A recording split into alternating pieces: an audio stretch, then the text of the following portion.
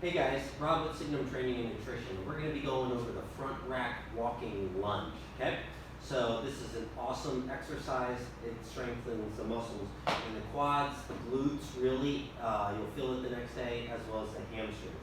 And because we're adding weight up here in the frontal plane, that you'll see in a moment, it really puts an emphasis on core stability and strength. So you can perform these with a pair of dumbbells, you can perform them with kettlebells, you can perform them with sandbags, but unless otherwise stated, we're going to be performing these with a barbell and a pair of weights. So make sure you have clips on your weights. So with these, you want the barbell resting up here on your collarbone, elbows stay nice and tall the entire time. And then one foot is going to step forward, okay? And then the toe is going to stay pointed in the same direction as the knee. We lower ourselves down until the back knee just touches, pressing straight up, turning both feet together, and then alternating legs. Okay?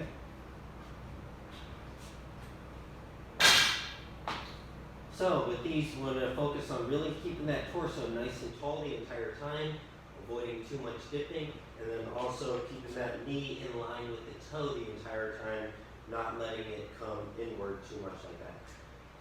And that right there is the front rack walking lunge.